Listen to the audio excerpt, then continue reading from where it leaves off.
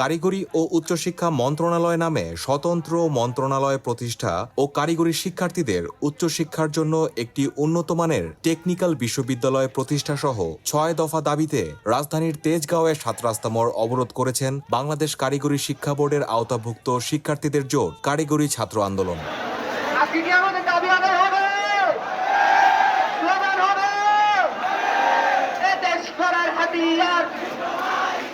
আজ সকাল ১০টার দিকে কারিগরি শিক্ষার্থীরা প্রথমে ঢাকা সরকারি পলিটেকনিক ইনস্টিটিউটে জড়ো হন। পরে তারা মিছিল নিয়ে এসে ৭ রাস্তা মোড় অবরোধ করেন।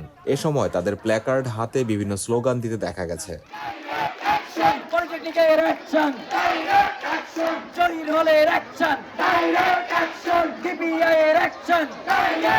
আমি হবু শ্বশুরকে বলেছি, বাবা আপনি চিন্তা করবেন না, আমি ১০ম গেট নিয়েই আপনার মেয়েকে আমার বাড়ি নিয়ে যাব।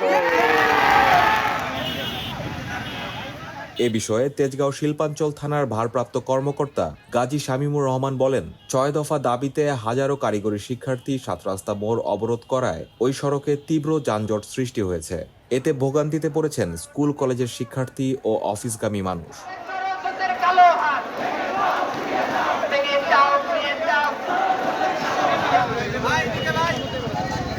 বিক্ষুব্ধ শিক্ষার্থীরা তাদের ৬ দফা দাবি অবিলম্বে মেনে নিতে সরকারের প্রতি আহ্বান জানিয়েছেন।